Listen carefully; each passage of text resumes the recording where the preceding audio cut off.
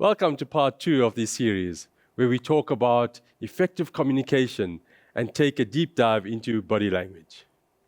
As a recap from session 1, in terms of communication, I want to cover the 3 pieces. That is verbal, non-verbal, and listening. When we spoke about verbal, we spoke about what we say and how we say it. When we talk about non-verbal, it's about not just the words that we use, but our body language and our tone of voice.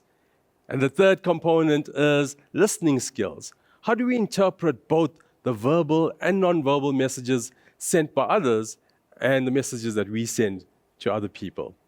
Now, if communication is so effective, have you ever thought about what makes it that effective? What are the components of communication? Well, if you think about how we communicate, words in itself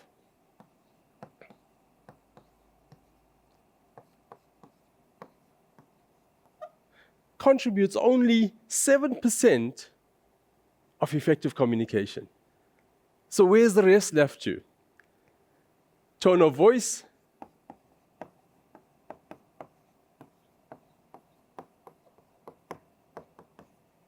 any guesses? That's 38%. And what do you think the last component of an effective communicator is? You're right, that's our body language.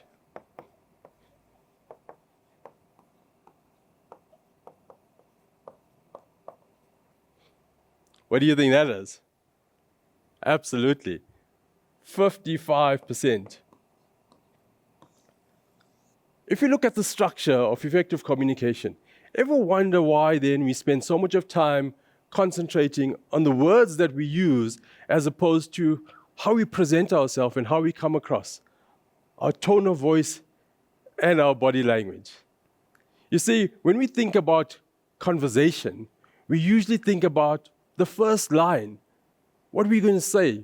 But research in itself shows us that communication doesn't start off with the first words or line that we say. Communication starts off with the first impression that we make, how we show up and how we present ourselves. See, anytime you're about to initiate a conversation or you're about to talk to somebody or introduce yourself, set yourself up right. Think about your presence, think about your stance, okay?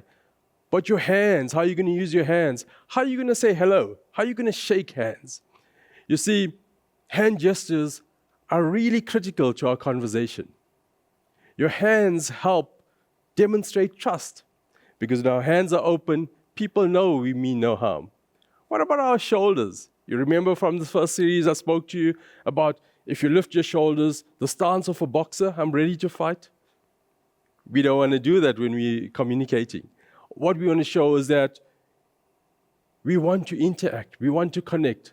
So make sure that you drop your shoulders. You see, anytime that you demonstrate turtle shoulders, it shows that you're anxious. How about smiling? You see, people see your smile before they hear your voice. So smiling is actually your opening line, not the words. It says that we're warm. When you come up to somebody, it says that we want to embrace you. And expressive hands are so important that we often negate them.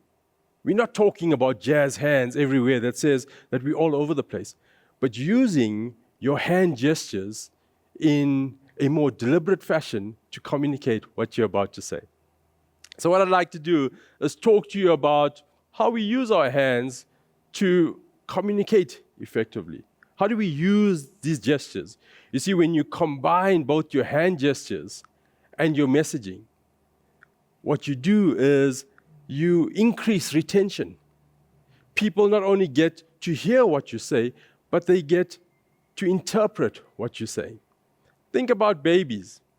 Babies don't have the power of language, the understanding of language, but what they read is your body language and your tone of voice. So how do we use it? Very simply, we often talk about numbers.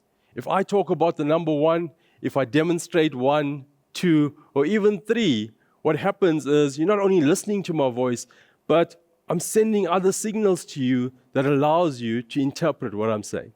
How about increase or growth? When we want to show increase, we can show across the body saying there's an increase. How about a problem that's small? We've got a small problem on our hands. What that does is it really demonstrates that we're talking about something small. How about something big? We use our palms and we move away and say, this is really a big issue that I think we need to address. How about when we want to demonstrate emotion, something that's close to us? Okay? This means so much to me. We have a natural tendency, whether you know it or not, to bring our hands up to our chest area, where our heart is. And that shows importance. So if you want to talk about something that's really important to you, and you want the other person to interpret it and know that this is really important to you, bring your hands up to your chest area and say, that's really important. How about contrasting? When we're talking about cats and dogs. You see, even if I, for a minute, am distracted, if I use my hands with some weight in it, when I talk about cats and dogs, when I'm talking to you and I talk about cats, you automatically can come back and know the reference to cats. So the contrast in itself helps me interpret that. How about bringing ourselves together, bringing our palms together? We need to come together on these things. When you're moving apart, we need to move apart on these things. How about when I talk to you about you versus me and us? You see, that gesture in itself relates to what we're talking about. When I'm talking about just you, you know that the concentration is on you. When I'm talking about us, it's about we embracing this stuff together. And you may have noticed every now and again that I bring my hands to a steeple. Why is that? That's an international gesture to show confidence, that I'm calm, and that I know what I'm talking about. Now, this is not just me saying that. This is what research has shown. How do you know somebody's paying attention to you? If you want to get someone's real attention, or you want to hone in on a subject, just like you watching this video, you're looking at my face and your concentration is on my face. What is one of the most expressive parts of us? Is our eyebrows. So if I want you to pay attention to something, I'll lift my eyebrows so that you catch that point. But how about when you're talking to somebody else and you want to know, where can you drill down? Have I got their intention or attention? Look at their eyebrows. When you're talking and they're interested in a subject or a point that you've made, their eyebrows naturally go up. Oh, is that so? How about the lean in? You see, when I lean in towards you, what I'm doing is I'm drawing you in. So slight leaning makes you warm and relatable. The head tilt. Notice what happens when people tilt their heads. What they're doing is they're exposing an ear, either side, doesn't really matter. But a gentle tilt of the head says, I'm paying attention to you. I'm interested in what you have to say. It also makes you more relatable. It increases your charisma and sends a message that I'm here to listen. How about when we use movement? You'd notice that the most prolific speakers that are on stage use movement to capture their messaging. They would move either to the right or to the left. What does that do? When I want to say a joke, I will use the right-hand side. You could choose the left-hand side. But every time I want to be light-hearted, I'll move slightly to the right. When I want to be more serious, I want to talk about something that I really need you to pay attention to, I may move to the left.